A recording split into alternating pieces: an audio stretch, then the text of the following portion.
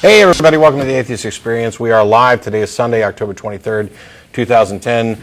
I'm Matt Dillahunty. Join me is Martin Wagner. How to do? We've got a shortened show. I'm going to try and get through the announcements relatively quickly. As a reminder to everybody, the telephone number has changed now that we're in the bigger studio, and that's not me. Yeah. It's 512-472-2255 is the new telephone number. There's already people queued up because we start streaming a little beforehand. We are sponsored by the Atheist Community of Austin, a nonprofit educational organization promoting positive atheism and the separation of church and state. And for more information about the ACA and the ACA's activities, you can visit our website, www.atheist-community.org.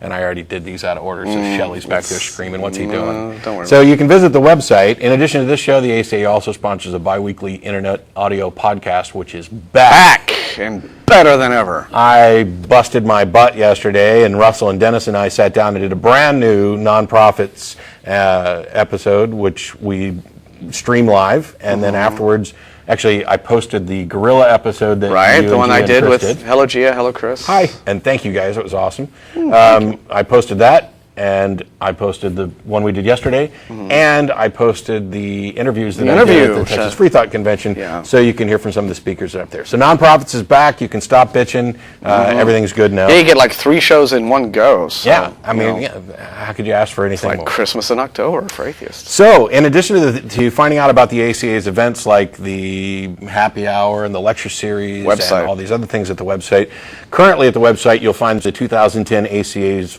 Voters Guide, which we sent out to every candidate running in every election that Texans will vote on in the upcoming elections. The early voting has actually already started. This is a nonpartisan list of 24 issues that that the candidates were asked to rate their degree of agreeal or disagreeal. Which just sounds wrong. Agreement or disagreement. That's why it sounds wrong. Agreeal. That's why it sounds wrong. Agreeal. I'm an idiot. So anyway, it's posted up there for everybody. We are all in agreeal. And by the way, we're hoping that the Voters Guide is useful for everybody because there are issues on there, covering everything, lots of church-state separation things. And if you are looking for a specific answer, whether you're looking for somebody who is a strong supporter of church-state separation, or if you're looking for somebody who wants to abolish church-state separation and destroy, the founding principles of our government, you'll find those answers there too. Indeed. So please check that out. And the last announcement, dinner after the show, or the last of the regular announcements. After the show's over, we get together and go to dinner at Threadgill's at 301 West Riverside Drive. We're on the air till 5:30, which means we'll be down there around 6 or so. Any atheist or atheist-friendly person is welcome to come to that or any of our other events. You do not have to be a member to attend. And the last kind of announcement thingy is specific to me. For people who've been asking about when am I actually going to go get in a formal debate with somebody, well, it's actually happening November 16th, UMBC, that's University of Maryland, Baltimore County. The lectures or the debate is on the source of human morality. It's an interfaith debate sponsored by a couple groups on campus, and it'll be at the UMBC University Center ballroom. So it's 7 o'clock on November 16th. As you get more details about that, you could probably put it on the blog and the website and all the rest of it. I may not get any more details other than date and time. Oh, then it's topic. Oh, okay. But who are you debating against? Do you know your opponent? Yes, he's an Orthodox priest, and I've forgotten the name. So yeah, I'll have more information at some point in the future. But okay. All right. Well, there it is. How are you? I am well. Really? Yourself? Yes, I am. Did you bring a subject to talk about for 20 or 30 minutes of the show? Surprisingly, no, because they've cut our time. So let's just duke it out with callers. We're going to calls. How about that? What do you deal. think? Yeah. Is it Vinaris? Yes, this is C. How are you? Hey, how's it going? Just fine. Pretty good. Oh, first I got to say I love you guys' show. I'm a recent atheist myself. Former Christian, former Muslim, both as a matter of fact. I wish you guys could. I could see your show live in Mississippi, but if there's some hardcore Christians down here, they'd probably go to the studio with pitches and torches and pitchforks to the studio and try to stop it. So I wouldn't. We'll just plant Frank in their path, and they'll And thanks for mentioning the studio. I have to put this reminder out real quick, and that is that now that we moved to the big studio, not only have things changed, including the telephone number, but there's room for actually people to come down to the studio and watch the show live. So if you're in the Austin area and want to do that, you can go to channelaustin.org for Lots information. of room. Go ahead with your question, Vinaris. Sorry. Okay. In your past shows, I know y'all mentioned briefly about the Christian story of Jesus and how it possibly could have been influenced by earlier religions. I know you mentioned the Zeitgeist movie or whatever. I mentioned Zeitgeist as an abomination that's a big steaming pile of crap, but yeah. Okay, well, do you guys agree that, that a lot of early religions have stories of the sons of God helping mankind, and, they're being born by pure virgin women and miracle workers, the prophets being miracle workers or what have you? Right. You guys kind of agree with that as well, possibly? Well, we have examples of lots of other myths that share common elements. Okay. Now, I get into it with a lot of Christians down here because I'm an atheist myself, and then I tell them, well, this is one of the smaller reasons why I just don't buy into the whole Jesus being the Son of God thing. And then they say, well, you don't have to worry about that because this is actually the work of the devil. Because the devil had some foresight, and he saw the events that was going to happen of Jesus' life, and he encouraged people that came before Jesus to write down these stories. And what has happened is he said he had some kind of master plan to where, after Jesus died, he was going to come back and say, yeah, you guys, I know you didn't see Jesus, but don't worry, it's a mythology because, look, it's, copied from earlier mythologies and things of that nature. So, well, my question would be, and I know you guys, I was listening to you talking with an individual about the devil, and of course, like me, you see him as a... Here's what I ask Christians who hit me with that one or something similar to that. I say, is the devil more powerful than God? Okay. Inevitably, they say no. In which case I respond, well, then how can anything the devil wants to do possibly inconvenience or upset any of God's plans? How can the devil's master plan in any way supersede or thwart God's plan? I mean, God is all-powerful. Christians insist that the devil is somehow is not all-powerful in the way God is, but yet somehow the devil is still able to inconvenience and disconcert God's plans and thwart God's plans and essentially be a nuisance and a menace to God, even though he's not as powerful. This is one of those situations where omnipotence, suddenly the definition changes when it becomes, the real definition of it becomes inconvenient. Omnipotence trumps non-omnipotence at all times. So if the devil isn't as powerful as God, then nothing the devil could do could possibly bother God, could possibly impact what God wants. And so to say, oh, well, the devil has a plan and he screws up things for God. Right. Well, then either God is not all-powerful, in which case, why are you bothering to worship him? Or you've just revealed a massive logical fustercluck in your belief system. Although, in the interest of preparing you as best possible, it's very likely that depending on who you're talking to, they're not going to find Martin's response daunting at all, because the particular example they're talking about is Satan's going around doing things, and it's not messing with God's plan, it's messing with individuals' ability to perceive the truth. And I would say that you can still use the same thing, that obviously there's some problem with this God, and his ability to communicate the truth to people. And then they'll come back and say, well, no, that's you're willful, whatever.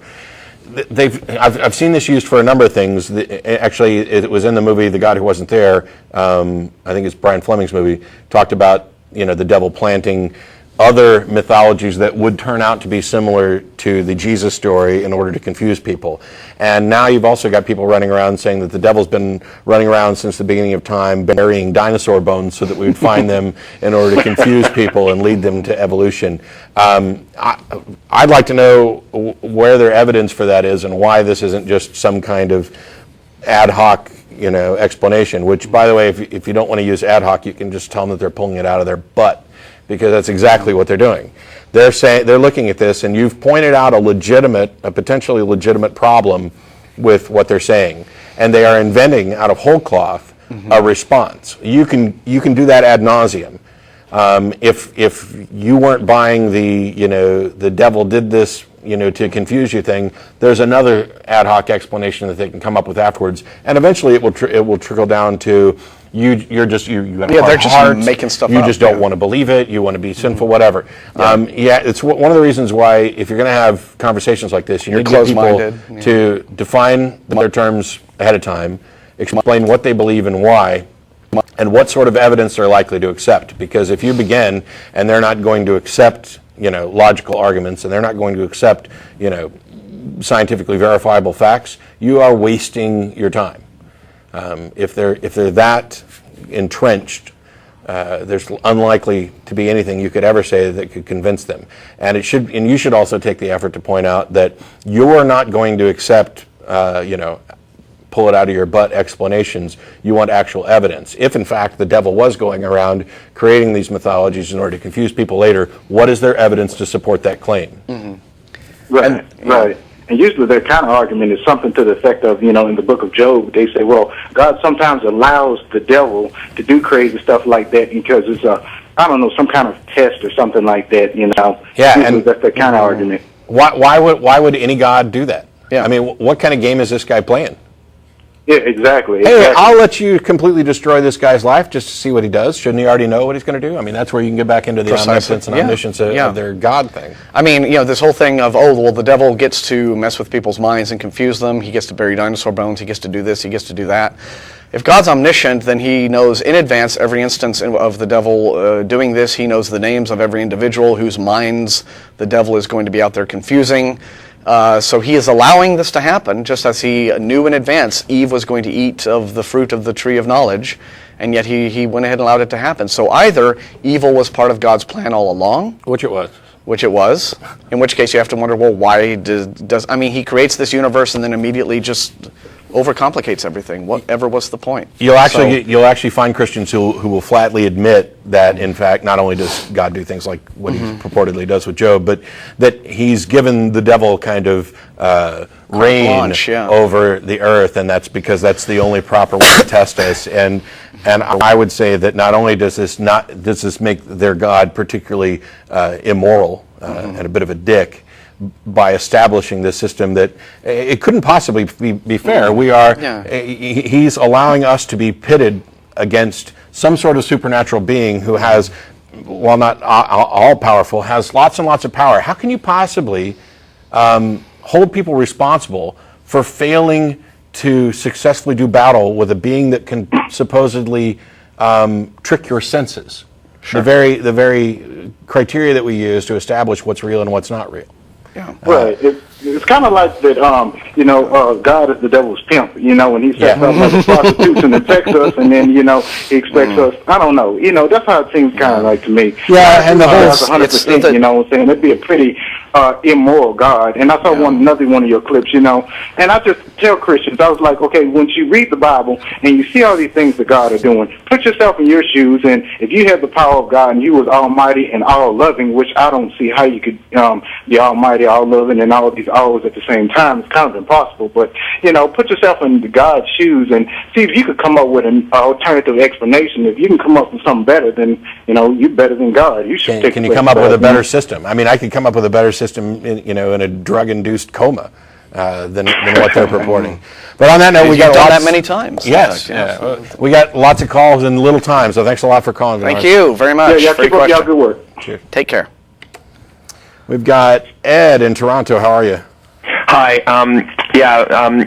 This is like basically tag, except I went right down to the point, okay? So it's really fast, okay? Okay. There were concepts before us. Concepts need a mind. That mind is God. Prove that there were concepts before us. An example would be the number 4. So, for example, a 4-leaf clover would have existed before there were any brains on Earth. No. You're confusing the map for the place. The clover existed. The quantity that we identify as 4 to mark those petals didn't exist until there was a mind to invent that concept.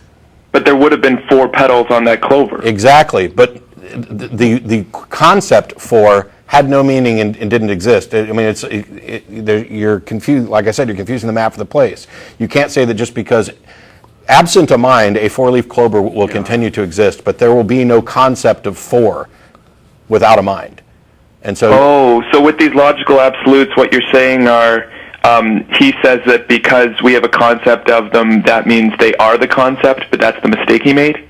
He made a lot of mistakes, and I definitely don't have time to go through them. Have you guys ever listened to his show on YouTube and what he does with people? Like, his show is like the antithesis of your show, and he has callers in, atheist callers, who are really well-reasoned.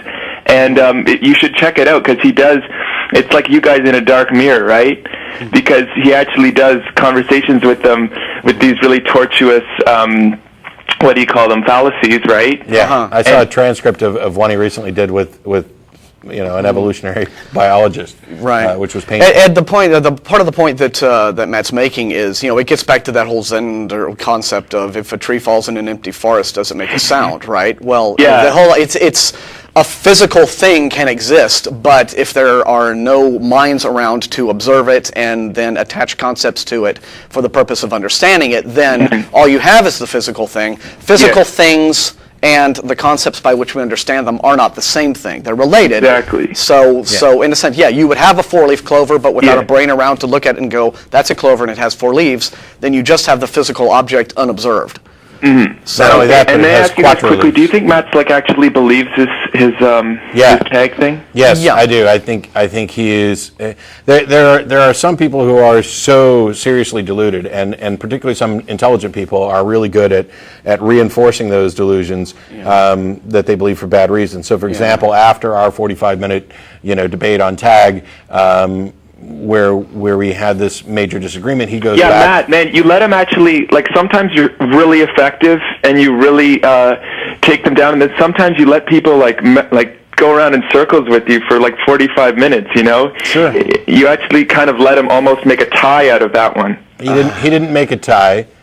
He went back to his website and changed the argument based on the feedback that I'd given him to try to correct a mistake that he didn't understand. And in the process of trying to correct it, he made the argument even more wrong, if that's possible. And he won't admit that he actually did that. And then he went around claiming victory when at the end of our conversation, when he asked whether what God was conceptual. Yes. I think what Ed's trying to say is that you might have given him the wiggle room to be that dishonest in response to the argument, but that's debatable.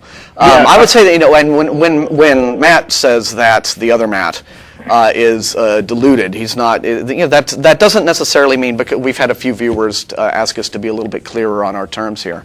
Doesn't mean he's an idiot or a moron, right? I mean, I wouldn't put Matt Slick on the same. He's an idiot and a moron on this particular subject. He's dishonest in that he does not. Total. Yeah, he is. Yeah. I'm saying he's not at the same sort of subterranean intellectual level of Ray Comfort, for example. Oh yes, he is. He's a smart. But he's just as dishonest. Yes. In the way he argues. Yeah, and by the way, the kind of Ray would not have the brain power to come up with something like tag in the first place. He's down still. Well, neither he's still did down Slick. there with. That's the problem.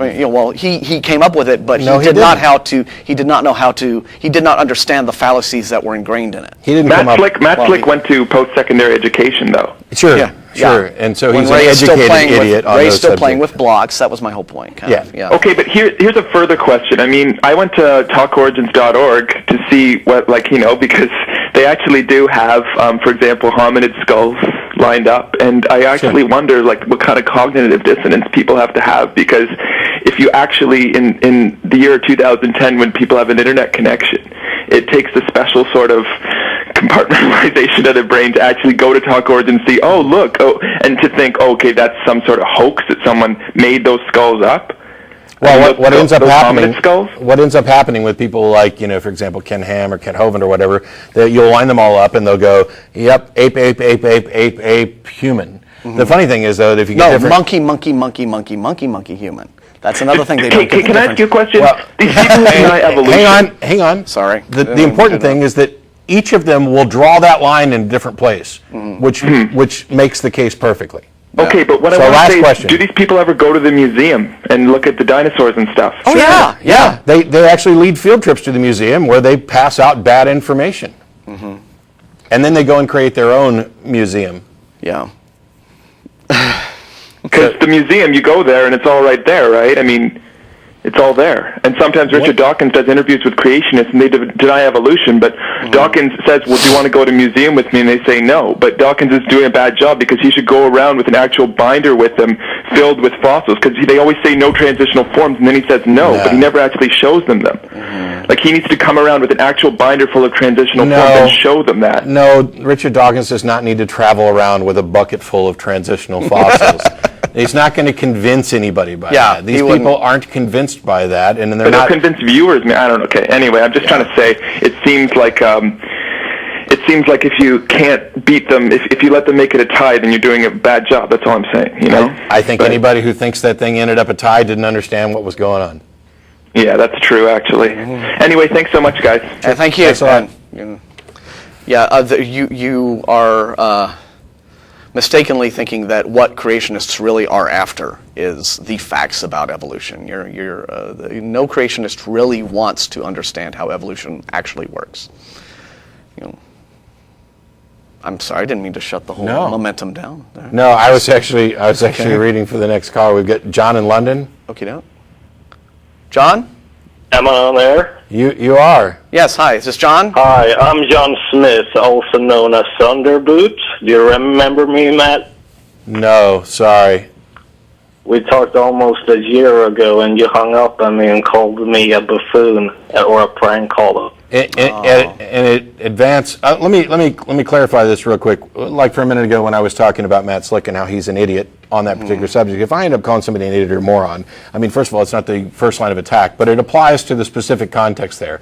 I'm not summing up somebody's entire character. There are plenty of areas where I'm an idiot or moron, as is evidenced by the language issue that I had at the top of the show about agreel. I'm an idiot there, and was clearly.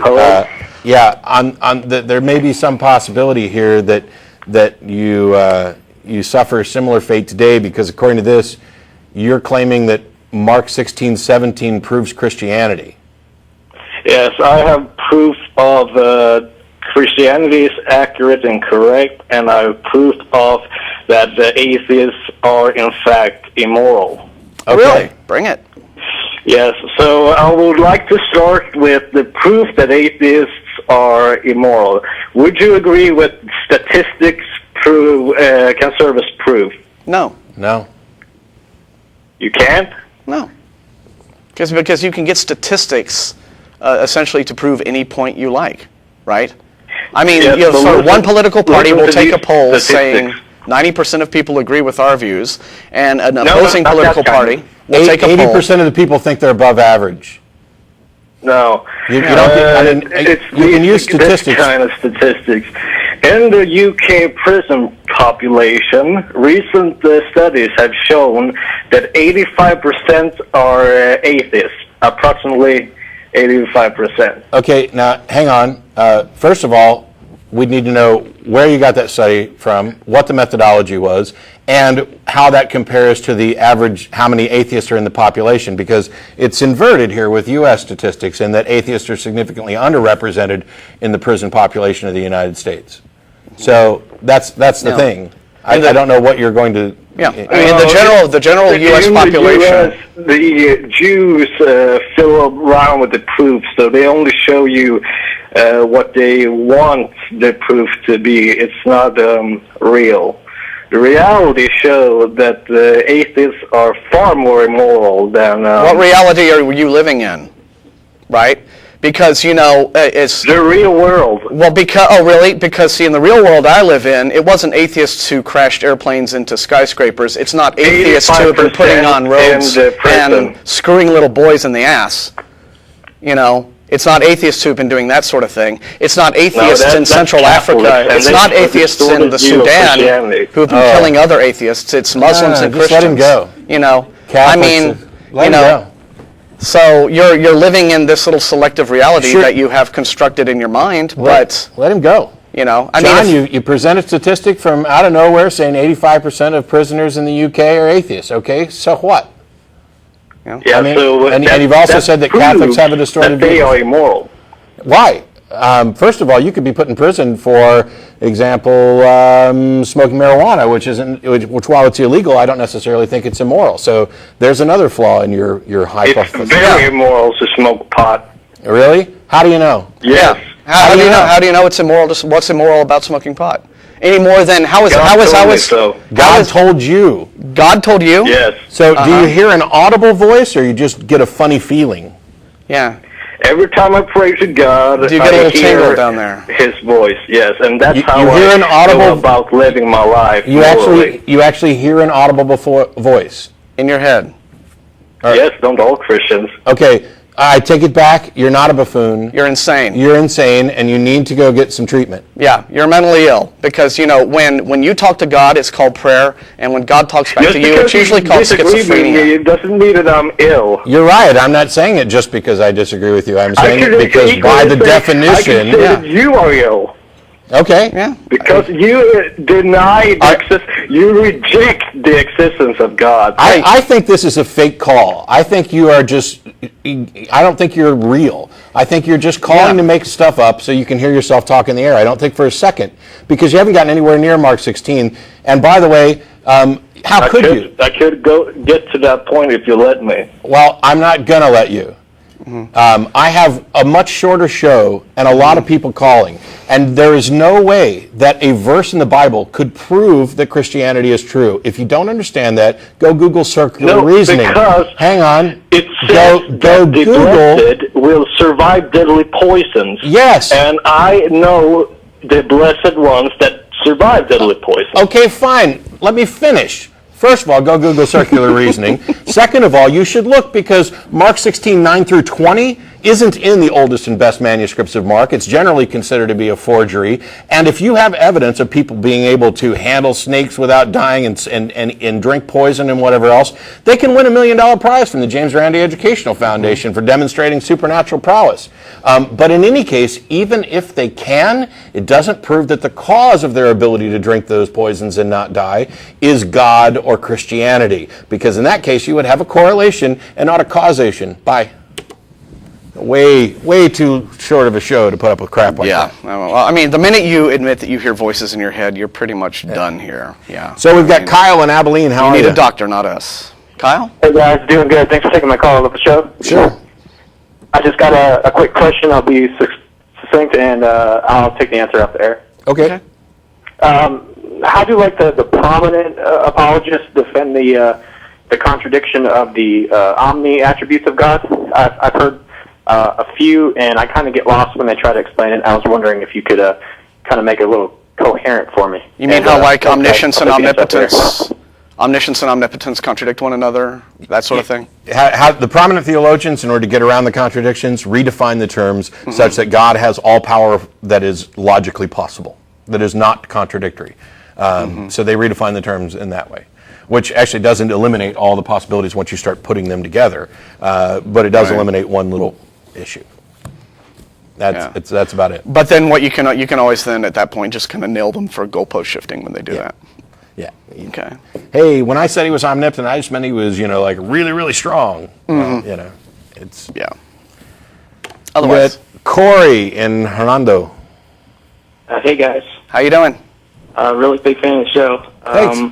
I just wanted to talk about just crazy conspiracy theories, the government made AIDS or something like that. Sure. And then I want you to tell me how much of an idiot I am for believing in 911 truth. Oh, you're a 911 truther? Yeah.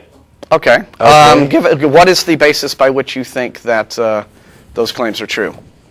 I don't believe, I question both sides, but I believe it's probable because how could the buildings fall without, how could the building collapse on itself with just the airplane going into it? I think so basically you don't understand it, so therefore you don't buy it. That is the very definition of argument from ignorance or argument from incredulity. I don't know what first of all, none of this has anything to do with atheism or any of the things that we would discuss on the show. It has to do with skepticism. It has to do with skepticism. We've pointed people to, for example, debunking911.com and other things before. But at this point, I have absolutely no interest in the subject. And people will call and write and say, well, I just don't believe the quote-unquote official story. Okay. Fine. You're entitled. Okay. You're either going to believe or not believe whatever your conscience dictates based on the evidence. Until if your point is to try to convince other people of a conspiracy, then you actually need to present the evidence. In which case, let's evaluate it. I don't have any evidence. I'm just skeptical of all sides. Well, that's not I'm skeptical of all sides. Yeah. That's not skepticism. That's cynicism. Skepticism holds that you do not believe something or accept something until there's sufficient evidence. Now, you may be appropriately skeptical and just you don't have the requisite understanding to be able to assess the evidence and come to a conclusion. But in that case, you're not a conspiracy theorist. You're just undecided. Yeah.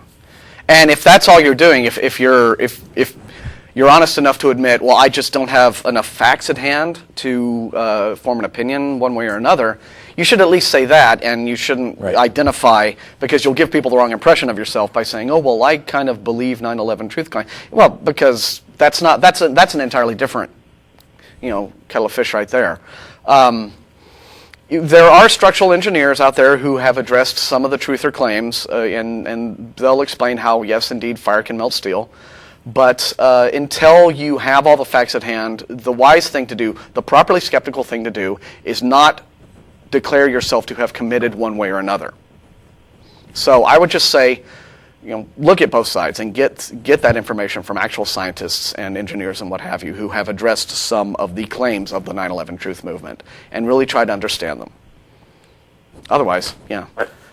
But thanks. But that's a skepticism question, not specifically an atheism question. Yeah, and the thing about it that baffles me is granted, Russell and I have been hard on conspiracy theorists in the past, and in particular, truthers. But if you go back, none of us were sitting here saying we support the quote-unquote official story, and it's absolutely correct. All we were doing in any of those cases was saying, you're making a statement about what actually happened that you're not providing evidentiary support for, and we think that that's wrong. You're certainly not going to convince us. But. And we have, you can go ahead. We have heard from people who are 9/11 truthers who take the view that the official story should be denied or should be viewed with skepticism simply because it is the official story. Yeah. But that is an irrational basis to be a believer in the conspiracy theory version of events of that day.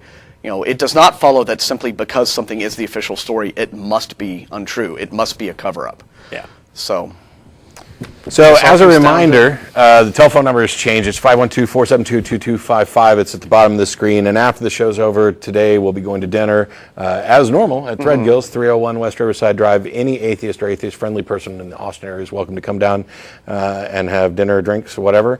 And that's true for most of our other events as well. May I bring something up really quickly? Certainly. Because we have had some emails from actually a few of our viewers about this, and so I think they make a good point. When we tell any of our callers that what you're doing is making an argument from ignorance, we're not saying you're stupid, you're ignorant.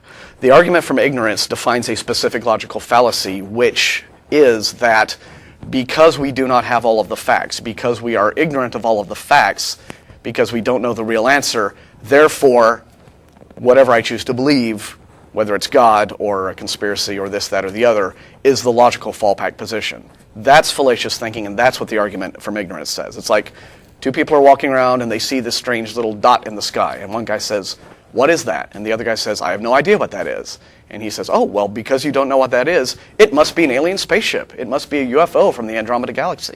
Yeah, because you don't really know what it is logical to assume that that's what it is, because that's what I want to believe. That's the argument from ignorance. And that's what we mean. More specifically, argument from ignorance is, you can't prove that this is wrong, therefore I am justified in believing. Yeah. And that's where the problems come in. Okay, so just so everyone knows that's what that means. Yeah. It isn't the argument from stupidity. Yeah. That's like Ray. Yeah. If you are stupid, we'll say that, but that's a whole different thing. We have Muhammed in Alexandria. How are you? Hello? Hello. Hello. Hi, am I on the air? You are. From the other end of the world. How are you? Hi, fine, thanks. How are you? Fine. I just wanted to say that I've been watching your show for a long time on YouTube, and I absolutely love it. I can't believe that something like this is real. Like, we need something like this in the Middle East. Believe it. I mean, oh my God, how badly do we need something like this here? Well, I've been to Alexandria, but I'm not going to come back over there and set up the show there. You can set up a show there. Unfortunately, not a few hundreds. Can that actually be at all possible? Yeah. I just wanted to say what a great job you guys are doing, but well, thank you. Why are all the people who are calling you people who don't seem to do any research whatsoever. I've been looking on YouTube for people with very good arguments for the existence of God, and there indeed are. There's some good arguments. One of my favorite arguments is the argument from reason. Have you heard? Are you familiar with this argument? Sure. It's also what we've been talking about before, which would be the transcendental argument for the existence of God, which builds up from the fact that there is reason and logical absolutes too. There must have been some author of this. Well, I believe that reason and rationality and all that can be perfectly explained using evolution. Sure. Mm-hmm. And nothing more than that. Right. I mean, more than that, but I can see how evolution can be applied to explain all these things. Anyway, sorry, what I really wanted to talk about was how to try to convince people that atheism is not a bad thing, especially here in Islam, where we hear mosque prayers 5 times a day through gigantic megaphones. And I live in Alexandria, which is actually the birthplace of Christianity. We have such sharp divides here between Muslims and Christians, and one group sometimes attacks the other really brutally. Most of the time it's Muslims against Christians. But how do I introduce my friends to this kind of secular thinking without them completely thinking that I'm evil? Okay. I would say that first what you would have to do is ascertain, you'd have to look at the individual you're talking to and ascertain to what degree they are invested in some of the emotional aspects of their religious indoctrination, which essentially teach them. People with these kinds of belief systems are conditioned right off the bat to believe that anyone who does not hold their beliefs, does not share their beliefs, has a different outlook, rejects we heard it from our earlier caller from London. If you don't believe what I believe, you are evil. And so you have to sort of get down to the degree to which the person you're talking to thinks that way. Oh, if you don't believe what I believe, you're evil. Because that right there is an emotional investment. They're looking at you and they're seeing, Exorcist, right? And you have to sort of get them out of that mindset and just say, no, look, I'm a person, I think differently from you, and can we actually talk about ideas here without you constantly seeing, a demon when you look at me, or some sort of devil-influenced, villain. So that is kind of what you have to get around, that there is the whole emotional and sort of gut instinct aspect of religious indoctrination that supersedes and clouds the reasoning faculty. And so this is why you have these horrible religious differences. This is why you have Christians and Muslims and Jews just, going at it like this, because they don't see the other groups as human beings. They see them as, devils and apostates and sinners and people deserving of retribution, and not as other human beings. And so that's what you got to get around first. Well, in the case of Islam, I don't know how familiar you are with our principles, but Muslims see Jews and Christians as previous receivers of the revelation of that same God that came down to us. So basically what Islam is doing is it's saying, all your prophets, the Jew prophets, are all part of our faith. Muhammad was preaching the same message we did. So Islam has this brilliant cover-up to allow itself to monopolize the monotheistic faith, and the Prophet Muhammad is very famous for saying, I am the last prophet. And so I don't know what to tell people. I want to know if I can become an atheist. Why can't other people? For me, it was just a matter of reading and thinking about it. It was just thinking about it, why on earth would God choose Arabic of all possible human languages? And why would God choose that time and that place?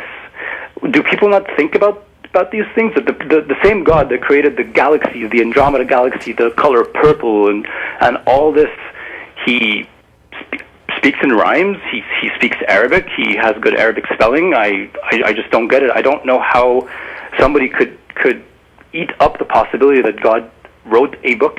And evidently, before that, he was inspiring in Aramaic, and then before that in Hebrew. I think if you spend a lot of time focusing on how you manage to escape, you can find some clues, at least, to what sort of arguments you might want to make. But this idea that Islam is somehow protected because it manages to fold in these previous two Abrahamic traditions is just kind of nonsense. It's kind of surface theology. In much the same way that, you could say Christianity is Judaism 2.0. It is and it isn't. And there's a reason why Jews don't accept that Jesus was God, that he wasn't the Messiah, that he didn't fulfill prophecy. And when people in theological circles actually start talking about this, now you can get somewhere. But meanwhile, you've got Christians charging on ahead saying, oh, no, he fulfilled every single prophecy. Every prophecy's come true. This is all good. He's definitely God. The Jews just somehow haven't managed to see it. God love them. And they got their own deal with God, and we'll work that out later. And then the Muslims say, oh, yes, and it was all right, and Jesus was a prophet. It's clear in the New Testament tradition that Jesus wasn't a prophet. He's not portrayed as a prophet. He's portrayed as divine. As the Son. As divine, as being God. Now, if Islam comes out and says that Jesus was a prophet, that's the only way that is being accommodating is at like the kindergarten level of theology. It's actually an affront. It should be an affront to Christians who think that Jesus is divine for Muslims to be saying, oh, he's just a prophet. And it should be an affront to Muslims who think he was a prophet for Christians to be saying that Jesus is divine. And I think that's in some areas that's a significant point of contention. And yet somehow or another we have people who have managed to adopt either religion out of the other because they think they're somehow connected. It's because people don't seem to know very much about what it is that they believe or why, what it is these religions say. No, a lot of people have no clue, have zero clue about what their people say. A lot of Muslims have never read the Quran from beginning to end, and even the ones that do, they don't understand it. This kind of Arabic is really old. I mean, the Arabic we speak today, every day, is modern, standardized Arabic and dialects and colloquialisms and all that. The language of the Quran is ancient, absolutely ancient. And modern students in English classes aren't going to understand Shakespeare without guidance. Mm-hmm. I mean, that we're talking about just how much English has changed in a handful of years. Exactly, just the idioms and everything. Yeah. It's completely different. And to answer your question about why do people think that they always think that God would speak in their language and have their language? You have to remember when you think of it in terms of that to each believer, what God really is an idealized projection of the believer's self-image that they have projected onto the universe as a whole. Then it's easier to understand why they think that way. So that's another thing that you have to kind of get around. You're dealing with arguments or beliefs in which the believer is personally, emotionally invested much more than intellectually invested. Because, as you point out, if this were a purely intellectual exercise, they would strive to read things, study, understand, what have you. And while some believers do that, even the ones who do that, still have that degree of emotional investment. God ultimately ends up being a guy who always agrees with you. He always agrees with your politics. He agrees with your views on sex and marriage and what food you should eat and not. And exactly, that's the amazing thing about God. He just always agrees with you. He's your best pal. That's that whole idealized self-image projection thing. So there's the emotional connection that's you've got to work around. What were the key elements of your transition out of Islam? Is this Matthew? Yeah. I just want to say you're like a celebrity to me, so... Thanks. Sorry, what was your question? I wanted to know what were like the key elements, the points that made you think the most that helped lead you out of Islam. Well, I was never really as firm as a believer as they get. I mean, my parents are pretty upper middle class, and they speak French and Arabic and stuff. I just started learning English a while ago, and when I read the Quran in English, I was like, this makes a lot less sense in English than it ever did in Arabic. So I was just thinking about why, if God really did exist, and he really did want to reveal himself to human beings, why wouldn't he just reveal himself to every single human being on the planet in all languages, say the exact same thing simultaneously to everybody, and tell them to stop fighting each other forever? Is that too much is that ridiculous to imagine? Is that ridiculous to expect that from God? I think it's a little more effective than a burning bush or a pillar of fire or plagues, and then taking a band of rabble-rousers and giving them the truth to disseminate to everybody else. I mean, I find it absolutely absurd. hey, I've said it before. The God starts off and I got a man, and oh well, that wasn't enough. Let's make him a partner. So now I got a man and a woman. Everything's gonna be fine, and then that goes bad, and so all right, kick you guys out of the garden. No more. Get to play nice with everybody else, and then it builds up and it goes horribly, horribly wrong again. So now I'm gonna flood the whole earth and just keep this one family alive. Instead of focusing on everybody, it's one family, and surely this one good family will correct things. And then a few hundred years later, they're building a tower, and no, that's not what you can't build a tower to heaven. I didn't want you to do that. So let's confuse them all. And now instead of worrying about everybody on the planet, I'm just going to stick with this one little tribe where everything. Maybe I'll get it right this time. Where everything's going to repeatedly go wrong again. I memean, it's this comedy of errors. Where what kind of inept buffoon are we talking about?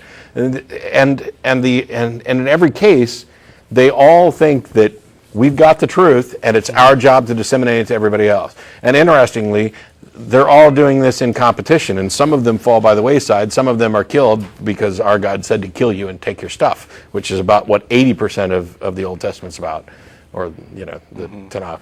Yeah, well, actually, thanks to you guys and watching your show, I did read the Old Testament for the first time. It's not a big thing here in Egypt, but I went out, I got a copy in Arabic, and I read it, and I was like, what's so different about the Quran from all these, not nice things that the Old Testament has to say? And then when I showed it to my friend, they're like, well, yeah, the Old Testament was revealed by God, but it was corrupted and became the New Testament, and nobody could make up their minds. And then they go on to say how the Quran has been unchanged for 1,400 years. Well, it shows. Yeah. I mean, it was written by 7th century men for 7th century men. How it's so obvious. I don't know. Like, it's enough to make yourself suspect that maybe you don't know something that they don't. Do they know something I don't? Because it just smells of a rat to me that this book is at all relevant now. I mean, you've obviously heard the violent passages in the Quran about, you shall slay them wherever you find them and such. Right. And then Muslim apologists will say, well, you're taking it out of context. Yeah, because there's two of those passages that are almost the same. So whenever you say it, they'll say that this one's actually talking about a time of war, and one of the passages is and one isn't. I'm curious, as in your experience, I don't know how many atheists you run into. Zero. This is the first time I ever have a conversation with an atheist ever in my entire life. Oh, well, then you can't answer the question I was going to ask. Oh, okay. But there was curiosity because of this new Pew research that shows that atheists generally tend to know more about religion than religionists. I wondered if that had been your experience in meeting other atheists who had been Muslims, if they knew more. But if we're the first, move. I do want to ask you to come out as an atheist here. Really risky. There have been writers and authors in the past who have very subtly tiptoed, and they have been, some have been murdered in their offices. Some of them got stabbed. We have a very famous Nobel Prize-winning author. His name is Naguib Mahfouz. He won the Nobel Literature Prize in 1988 for a book he wrote. It was an allegory about God being the elder of a village, and then all his people were like sheep following him. And people saw that, and then a gang of fundamentalists was waiting down by his house, and they stabbed him in the throat. He survived for another 20 years, but they silenced him. It's impossible to know how many atheists there are here. I'm sure there must be many, but because of the really heavy cultural, social endorsement of this, and like you hear the prayer 5 times a day. If you didn't hear it once, if one of those was missed, you'd look up and say, "Oh my God, something is wrong." It's so something's tied up in our culture, in our language, in our way of thinking that it's like you're considered it's considered treasonous to be an atheist. Treasonous. I'm curious about a couple of things. You talked about how the Quran, once you read it in English, made less sense in English than Arabic. But I've heard Muslims actually use that to say that yes, you need to read it in the original Arabic because it doesn't make sense in English. Exactly, that's the thing too. That exposes the weakness of what should be an all-powerful, all-knowing being. An all-powerful, all-knowing being he would make reveal a book in such a difficult his language. His message would be comprehensible no matter what. Yeah. Yeah, well, in Arabic also, the Arabic language is really different from English, and the way of thinking in it is also really different. But so I'm wondering during these, granted, I've been to Alexandria and I wasn't, granted, I was a Christian at the time, which would have still made me an apostate, but not nearly as bad. And I wasn't, killed while I was walking the streets, and we drove down to Giza on a bus, etc. But you're talking about hearing, the call to prayer 5 times a day and whatever. I know that you can't be out, and I wouldn't encourage you to. I mean, I've said this before, if you're at a risk of loss of life, limb, job, happiness, family, whatever, keep lying, pretending, whatever. But do you find yourself participating? For example, if you're in the office and the call to prayer occurs and everybody hits the mat, do you have to participate in that as well? And if there are people walking around not praying, aren't they like putting a big red flag on themselves? Not really. I mean, of all the Arab Muslim countries, Egypt is actually, the most secular and most liberal-minded. If this was Saudi Arabia, I wouldn't even be allowed to make this call.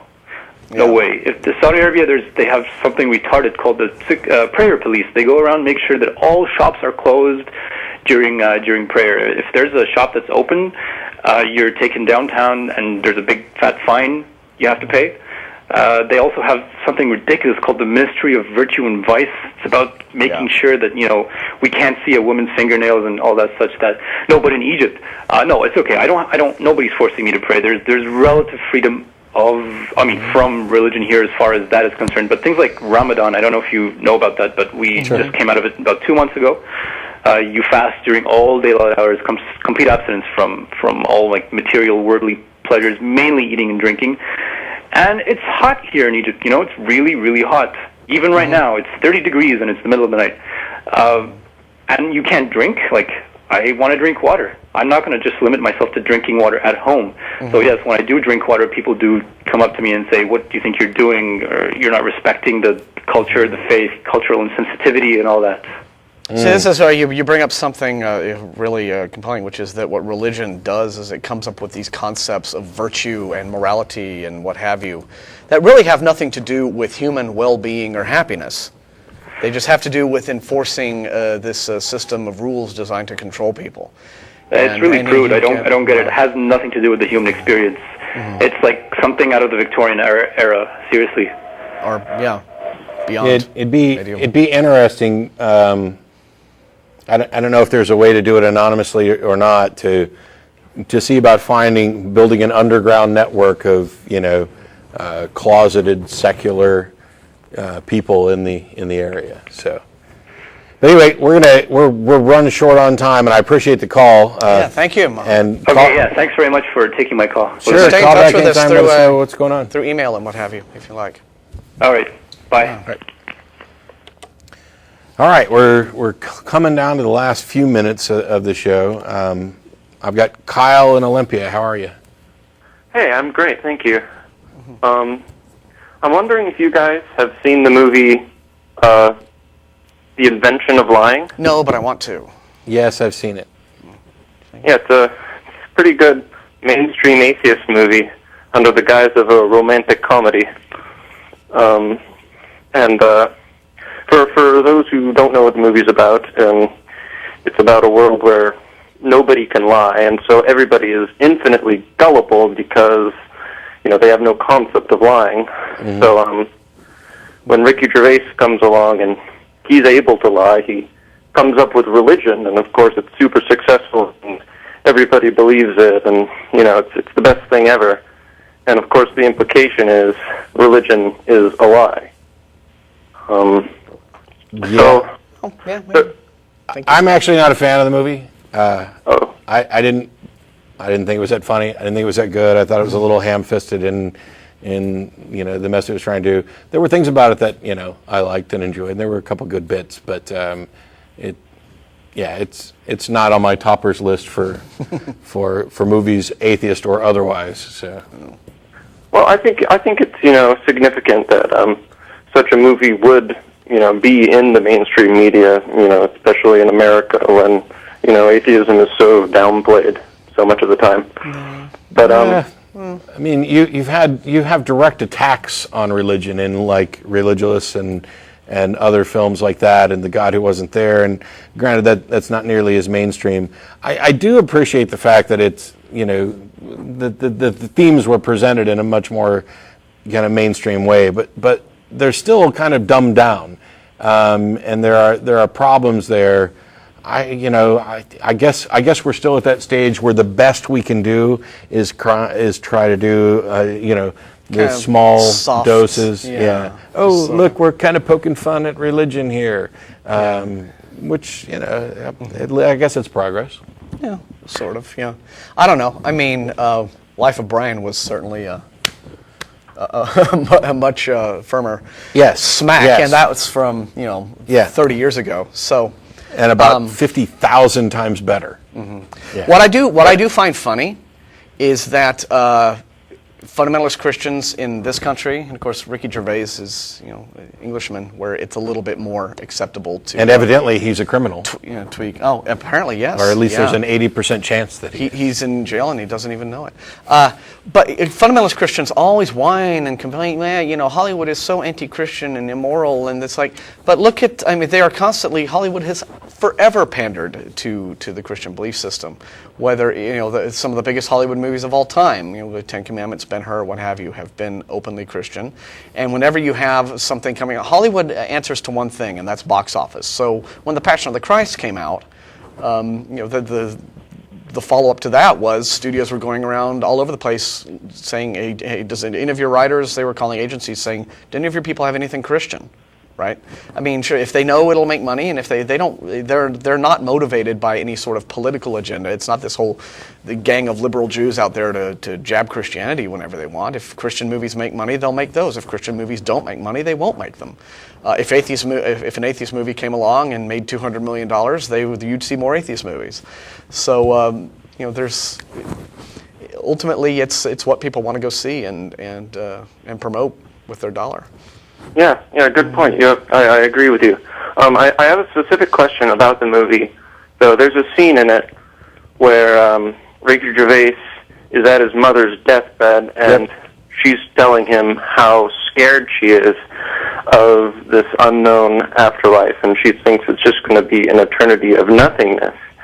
And so that's, the point where he says, oh, I can lie so I can comfort her. Yeah. And tell her it's all going to be wonderful. Yeah, and on that, I got to stop you because we're out of time. Okay. But, sorry, as a reminder, we'll be back next week. Thanks, everybody. I don't know, you guys have a camera in your new booth? No, I guess not. Don't, but thanks everybody, for showing up. Thanks, Martin. And sure, we'll see you all again next week. And don't forget about Thread Gills after the show. Man, this hour just flew. That's strange. Wow.